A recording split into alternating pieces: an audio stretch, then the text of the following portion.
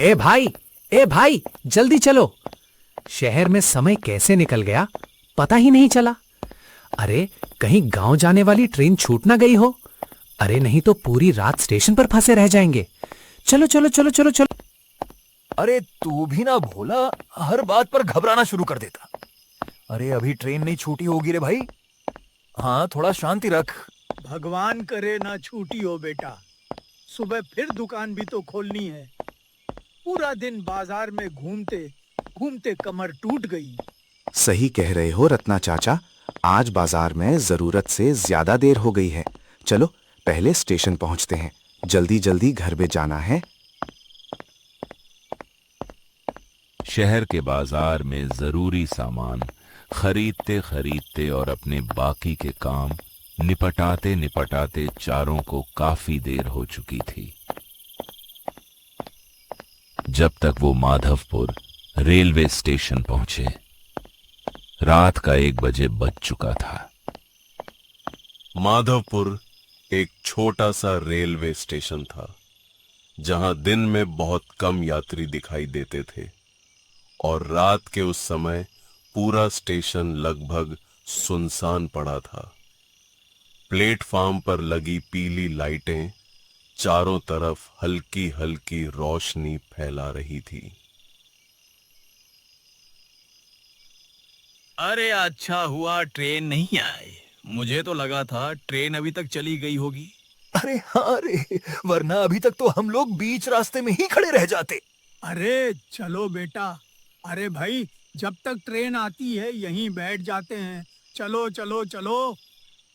रात का समय, ऊपर से पूरे दिन की थकान, धीरे धीरे सभी की आंखों पर नींद हावी होने लगती है। अरे भाइयों, मुझे तो बहुत नींद आ रही है। सुबह से 1 मिनट भी आराम नहीं मिला। मुझे भी बेटा जरा आंख लग जाए तो अच्छा लगेगा। अभी ट्रेन आने में समय है। थोड़ी देर आराम कर लेते हैं, है ना? कुछ ही देर में चारों प्लेटफार्म की बेंच पर बैठे बैठे ऊँघने लगते हैं।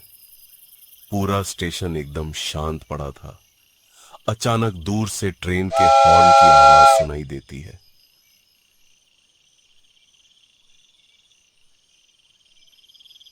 अरे बाबा, अरे लगता है ट्रेन आ गई रे भाई। ये भैया जल्दी उठो। अरे शायद हमारी ट्रेन आ गई है। अरे उठो उठो उठो उठो।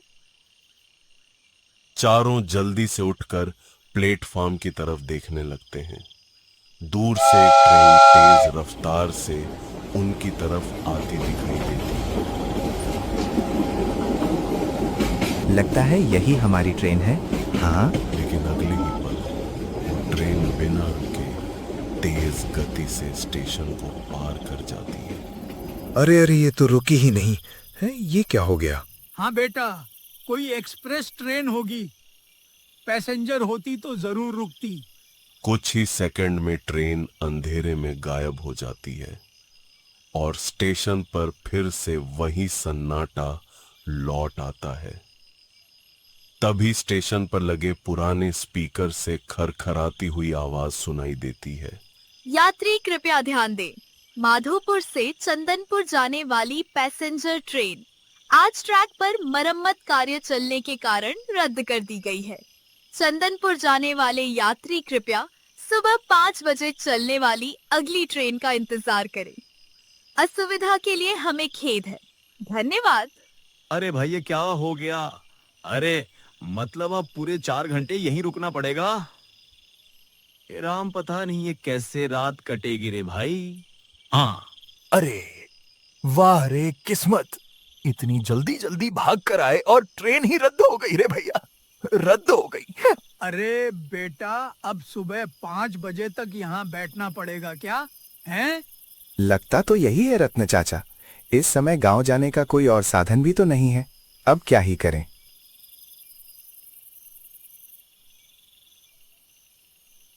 कुछ देर तक चारों चुपचाप बैठे रहते हैं। तभी केशव की नजर प्लेटफार्म के दूसरे छोर पर पड़ती है।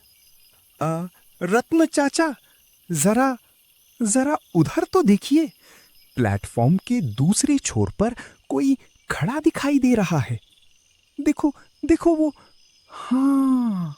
अरे हाँ रे बेटा, अभी तो वहां कोई नहीं था, फिर वो कौन है? सभी उधर देखने लगते हैं। प्लेटफॉर्म के दूसरे छोर पर एक बूढ़ा आदमी खड़ा था। सफेद कुर्ता, पुरानी धोती, सिर पर फीकी पड़ चुकी टोपी और हाथ में चमड़े का एक पुराना बैग। वो कुछ पल तक चुपचाप उनकी तरफ देखता रहा और फिर धीरे धीरे उनकी ओर बढ़ने लगा। हाँ बेटा, रामनगर जाने वाली ट्रेन कब आएगी? रामनगर? बाबा, आप रामनगर की बात कर रहे हो? लेकिन रामनगर स्टेशन तो बरसों पहले बंद हो चुका है। बंद हो चुका है? अरे नहीं बेटा, ऐसा नहीं हो सकता। मैं तो आज सुबह ही वहां से चला हूं। आज सुबह? नहीं बाबा, ये बात तो मेरी समझ से बाहर है। ऐसा कैसे हो सकता है? अगर यकीन नहीं है तो मेरा टिकट देख लो। वो अपनी जेब से एक पुराना रेल टिकट निकालकर केशव की तरफ बढ़ा देता। जरा दिखाइए बाबा, मैं भी तो देखूं। केशव टिकट को ध्यान से देखने लगता है, लेकिन अगले ही पल उसके चेहरे का रंग उड़ जाता है। क्या हुआ बेटा? टिकट में ऐसा क्या लिखा है? रत्न चाचा, जरा ये टिकट देखिए, देखिए देखिए। रत्न चाचा टिकट हाथ में लेते हैं और जैसे ही उनकी नजर टिकट पर लिखी तारीख पर पड़ती है, वो भी कुछ पल के लिए चुप हो जाते हैं। अरे रत्ना चाचा, अरे कुछ बताइए, अभी आखिर बात क्या है? हाँ, क्या हुआ? हे राम, इस टिकट के तारीख तो पूरे 20 साल पुरानी है। हाँ भगवान, ये नाम तो मैंने पहले भी सुना है। क्या यही वो ट्रेन नहीं है, हैं, जिसका बहुत बड़ा हादसा हुआ था? हाँ बेटा, ये वही ट्रेन है। रत्ना चाचा, कहीं यह उसी ट्रेन का यात्री तो नहीं? पता नहीं तुम लोग क्या कह रहे हो बेटा, लेकिन मुझे तो बस रामनगर जाना है। तुम इतना बता दो, रामनगर जाने वाली ट्रेन कब आएगी? कुछ पल तक कोई कुछ नहीं बोलता और फिर वो बूढ़ा आदमी मुड़ता है और धीरे धीरे प्लेटफॉर्म के अंधेरे हिस्से की तरफ चलने लगता है। अरे बाबा रुकिए तो सही, आप आखिर कहना क्या चाहते हो? हाँ। कुछ देर तक चारों चुपचाप बैठे रहते हैं। चारों की नजर उसी अंधेरे पर टिकी रहती है जहां कुछ देर पहले वो बूढ़ा आदमी खड़ा था। वो बूढ़ा आदमी अंधेरे में गायब हो चुका था, लेकिन उसके जाने के बाद भी चारों के मन से उसका ख्याल नहीं निकल रहा था। 20 साल पुरानी टिकट। हे बेटा, मुझे तो कुछ ठीक नहीं लग रहा। आज तक ऐसी चीज कभी नहीं देखी मैंने। मुझे तो डर लग रहा है। हे रत्ना चाचा, मुझे तो अब सच में डर लगने लगा है भाई। हैं, 20 साल पुरानी टिकट। अगर वो सच बोल रहा था तो फिर वो था कौन? हाँ। कुछ देर तक चारों चुपचाप बैठे रहते हैं। तभी रत्न चाचा उठकर खड़े हो जाते हैं। बेटा, मुझे तो बड़ी जोर से प्यास लग रही है। देखो, कहीं पानी का नल दिखाई दे रहा है क्या? हाँ हाँ हाँ हाँ, रत्ना चाचा, उधर प्लेटफॉर्म के आखिरी छोर पर एक नल लगा हुआ है। चलिए रत्ना चाचा, मैं भी आपके साथ चलता हूँ। चलिए चलिए चलिए। रत्न चाचा और जग्गू नल की तरफ बढ़ने लगते हैं। जैसे ही दोनों नल के पास पहुंचने वाले होते हैं, जग्गू अचानक से रुक जाता है। रत्ना चाचा, जरा उधर तो देखिए, नल के पास खड़ा वो आदमी। क्या आपको भी वही दिखाई दे रहा है? हे राम, यह तो वही बूढ़ा आदमी लगता है, लेकिन ये यहाँ कैसे पहुंचा? दोनों ध्यान से उसकी तरफ देखने लगते हैं और अगले ही पल उनके चेहरे का रंग उड़ जाता है। ए रत्ना चाचा, मुझे तो इसकी आंखें देखकर ही लग रहा है। चलो यहाँ से, मुझे बिल्कुल ठीक नहीं लग रहा। चलो चलो चलो चलो चलो। पता नहीं तुम लोग क्या कह रहे हो बेटा, लेकिन मुझे तो बस रामनगर जाना है। तुम इतना बता दो, रामनगर जाने वाली ट्रेन कब आएगी? हाय राम, इसका चेहरा पहले ऐसा था नहीं बेटा। मुझे तो कुछ बहुत अनर्थ लग रहा है। हाँ बेटा, अब एक पल भी यहाँ रुकना ठीक नहीं है। अरे भाई चलो चलो, जल्दी चलो। दोनों तेजी से वापस प्लेटफॉर्म की तरफ लौटने लगते हैं।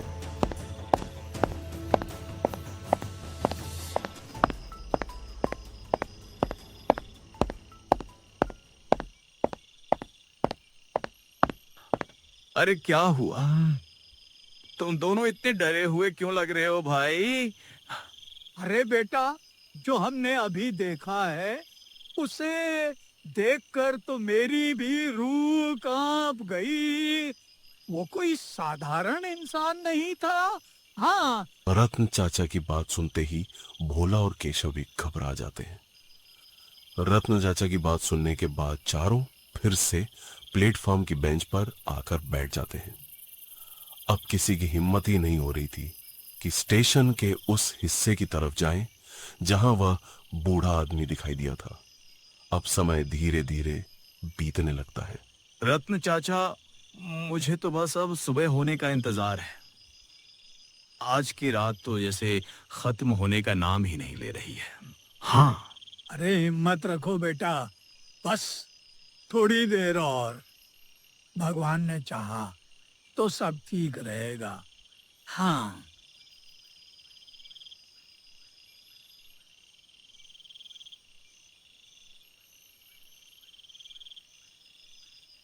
धीरे धीरे आसमान का रंग बदलने लगता है और तभी दूर से ट्रेन के हॉर्न की आवाज सुनाई देती है।